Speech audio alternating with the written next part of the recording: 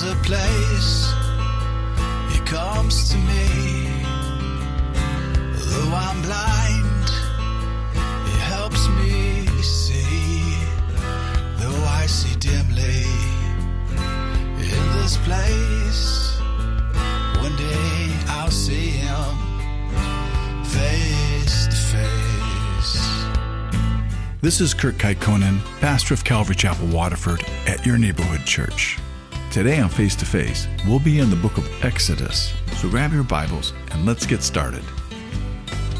If you want to hear this complete message in its entirety, go to yourneighborhoodchurch.com, where you can download Your Neighborhood Church app at the App Store. And so this message is stressed, keep your distance. And so this is not like how you would set up barriers, which would be to protect the president. These barriers are set up for your protection, not for God's. And so being consecrated here means you have to be mentally and physically set apart. So you're not to be distracted with your daily activities. And so the men, they're all instructed to stay apart from your normal intimacy that you'd have with your wives for the next 3 days in preparing to meet with God. And this instruction for men not to be intimate with their wives is in no way saying that the act of intimacy in marriage is defiling. This is more like fasting. This is more like doing this to prepare your heart. And so they all do this. And now it's the third day, and there's all this thundering and lightning, and then they hear the trumpet from heaven. And that trumpet is the signal to come to the mountain, that the invitation is now open. And these people are scared. And it says here that they're trembling. And that's because this trumpet is very loud. And so Moses, he actually has to go out there and take them from the camp and brings them to the foot of the mountain to meet God. And then God, he descends on the mountain in fire. And then there's this thick smoke like a furnace. And that trumpet just keeps getting louder and louder and louder. And now the earth is quaking. Then Moses, he speaks in front of the people. And then they hear God answer Moses back. So now they're hearing the voice of God. And you kind of have to give Israel credit here, because you see that fire and you see that smoke and you see that lightning and thunder, and you got the earth quaking and that increasing blast of the trumpet coming down from heaven. Because all this would make me want to do is just to run. And these people, they've already seen the power of God displayed on the Egyptians in an unfavorable way. And so this is really powerful, but it's not very enticing. It's not what I would picture in my mind of how wonderful it would be to go and meet God. Because that trumpet, it's not playing some kind of smooth jazz. And this is not really a picture of paradise that you would associate God. Maybe you would say there'd be a rainbow there, or maybe some kind of beautiful sunrise, or maybe you see a couple dolphins flying through the air or something like that. So this doesn't send the message of peace with God. But the reality that they're having here is that God is very powerful, and he's to be respected, and he's to be feared, and he's to be reverenced. And this won't be anything they will ever forget. In fact, you would think they could never forget it, but they will. And so now God, he's coming down on the mountain with fire. And God calls Moses up. And so now Moses is going up to the mountain, and the earth is trembling, and he's walking into that smoke. And you have to see here that Moses, he also fears God, but he's not afraid. And that's because Moses knows God, and he knows of his love, and he knows of his kindness. And so he fears God, but he's not afraid of God. And the first thing that God says to Moses when he gets to the top of that mountain is, go back down. You kind of got to feel sorry for that guy. But God, he tells Moses to warn those people, lest they break through and gaze at the Lord, and many of them perish. And so what I'm imagining here is that some of those people, they were going to follow Moses up that mountain. And it kind of sounds to me like maybe some of the priests were considering going up there, because now God gives the priest a special warning for them to make sure they're consecrated and for them not to think that they don't have to be, so that the Lord won't break out against them if they get too near. And then Moses, he reminds the Lord of his warning about the boundary set. And it's not like the Lord didn't remember, but the Lord makes it clear that the people, including the priests, they can't come up. So this is not an open invitation, but only Moses and Aaron were invited to come up. And so Moses, he goes back down to give the people this warning. So up and down and up and down. That's what Moses' life with until we get to chapter 20. And this is where God gives Israel the 10 Commandments. All right. So now, if you've seen that movie with Charlton Heston, the 10 Commandments, and you saw that fireball in animation, and it was shooting out, flying through the air, and writing each of these 10 commandments on those tablets of stone, just to let you know, this is a little side fact, that word for lightning here, where it talks about lightning flashes in our passage, that is an unusual Hebrew word. And it could be translated fireballs, or it could be translated torches. In fact, it's actually the same word that's used in Genesis 15 when God made that covenant with Abraham, where it talks about the burning torch that passed through those animal pieces. That's the same word here. But that's not how this happened here.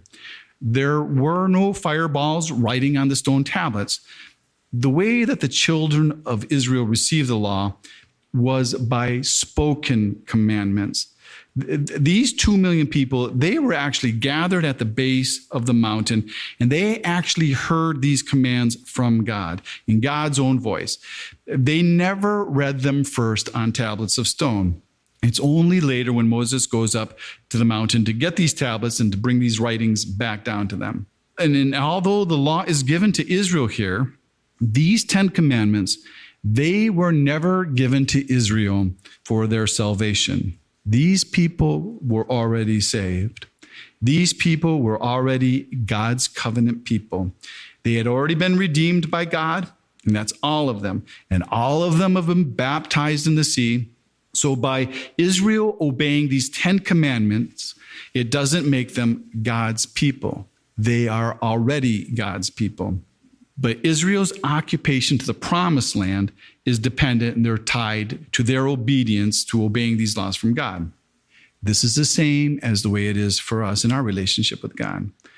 Our relationship with God is not based on obeying the 10 commandments or any laws. Although we should try, or at least to obey the Spirit, because these laws, they were good. But we too are a redeemed people. But our redemption is through Jesus Christ, where God made a covenant with us through his blood, through the blood of his Son. So the law here, the 10 commandments, they don't make you clean. What they do, it's more like looking into a mirror. It just reflects the areas where you're dirty. And all of these 10 commandments are all repeated in the New Testament, except for the commandment for keeping the Sabbath.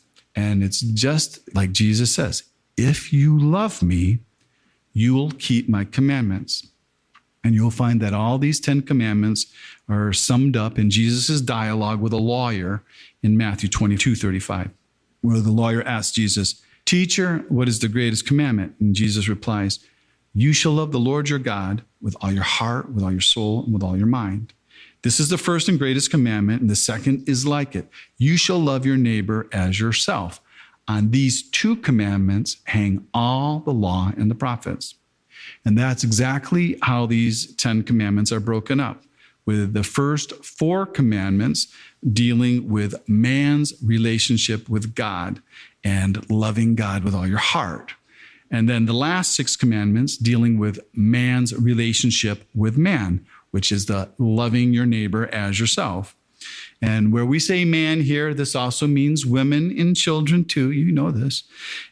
You have to remember here, this is not the 10 suggestions, and this is not the 10 opinions.